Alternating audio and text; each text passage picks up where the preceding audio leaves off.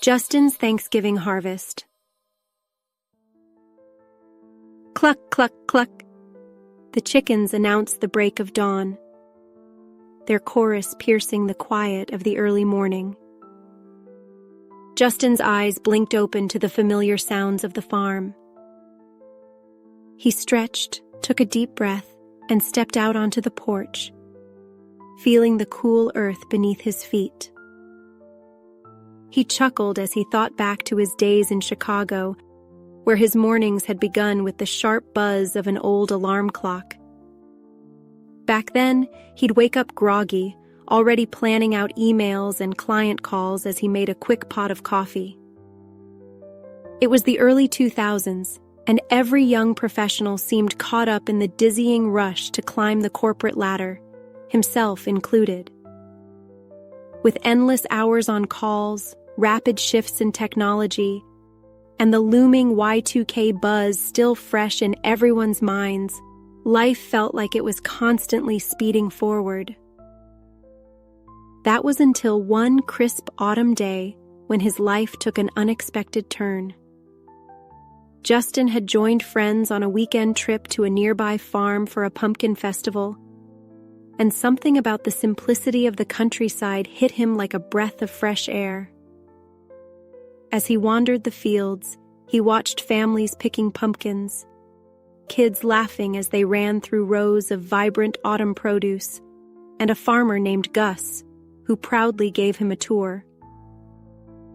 Gus had hands rough as bark, and he talked about his crops as if they were family, each one tended with care. Justin couldn't shake the feeling that he wanted something simpler, something that grounded him. A few months later, much to the surprise of his family and friends, he left the city behind, trading his suits and ties for flannel shirts and jeans. But the transition, he soon learned, would be anything but smooth. When Justin first started, he realized just how different farming was from corporate life. The land was unforgiving, and his lack of experience showed right away. He could remember his first day vividly as he struggled with the basics of irrigation. Determined to set up a watering system, he'd accidentally left the water running all night, turning his field into a muddy swamp by morning. The sight of it had nearly broken him, his carefully planted seeds half floating in pools of muck. "Well, there goes my first crop," he muttered, feeling utterly defeated. He spent hours digging trenches, redirecting water, and replanting what he could. It was back-breaking work, and by the time he finished, he was covered in mud, blisters forming on his hands. And then there was the incident with the goats. He'd tried to raise a small herd, but he quickly learned that goats were escape artists. One night, they managed to break free from their enclosure, trampling his newly sprouted pumpkins and devouring most of his vegetable patch. He chased them down in a panic, running across the field barefoot in his pajamas, tripping over roots and shouting empty threats. By dawn, the farm was a mess, his hard work eaten or flattened. As for planting seasons, he'd once tried to grow tomatoes in early spring, only to have them frostbitten and dead within days. And don't even get him started on the time he tried to prune an apple tree, only to accidentally saw off an entire branch. His neighbors, the Thompsons, had spotted him and stifled their laughter, later bringing over a guide on basic pruning techniques. They'd become his mentors in a way, offering quiet support and wisdom he could lean on. These moments, though humbling, taught Justin more about resilience than any corporate project ever had. His hands were calloused now, his muscles stronger, and his appreciation for the land deeper than he'd ever thought possible.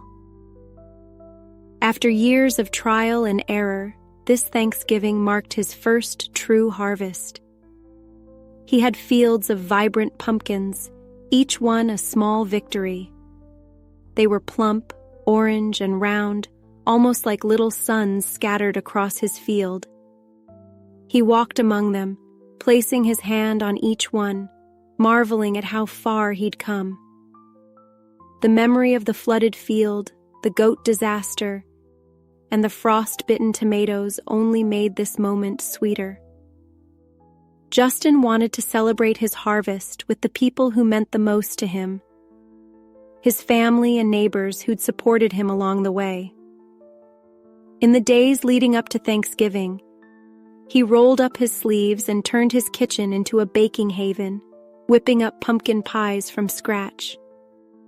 He carefully mixed the pumpkin puree with cinnamon, nutmeg, and cloves, his kitchen filling with the warm, spiced aroma.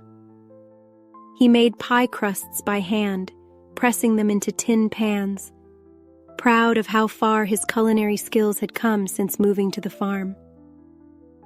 By noon on Thanksgiving, the farmhouse was buzzing with life.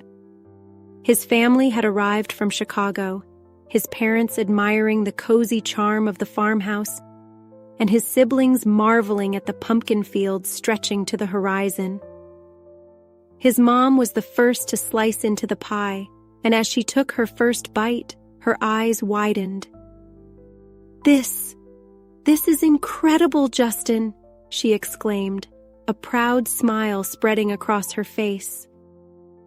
His dad chuckled, clapping him on the back.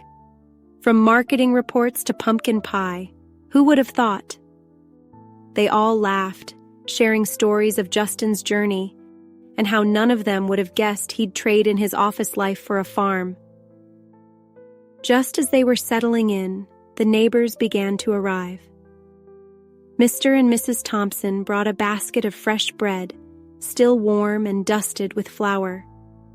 The Martins arrived with a roasted turkey, juicy and golden, basted with herbs from their garden. Other neighbors contributed dishes as well: cranberry sauce, apple cider, roasted squash, and even a homemade pecan pie. There was a warmth in their gathering, a joy in sharing not just food, but friendship and the bounty of the season. Everyone gathered around the table, now laden with the abundance of their harvest and dishes made with love. Justin looked around, feeling a swell of gratitude that was almost overwhelming. His journey had been rocky, filled with mistakes and hard lessons, but it had led to this moment, a table surrounded by loved ones and neighbors, all sharing the joy of Thanksgiving together. As they finished the meal and settled back with cups of hot cider, Justin raised his glass. "Thank you all for being here," he began, his voice thick with emotion. "This farm, this harvest, it wouldn't mean nearly as much without each one of you. I didn't realize how much I needed this, needed all of you, until now. So, thank you for every bit of advice, every shared meal, and every laugh." They raised their glasses, toasting to friendship, to family, and to the beauty of perseverance. The sun was setting, casting a golden glow over the fields, and Justin couldn't help but feel a quiet pride and a deep sense of peace. This was the life he'd chosen, a life built on hard work, community, and a profound gratitude for each harvest season.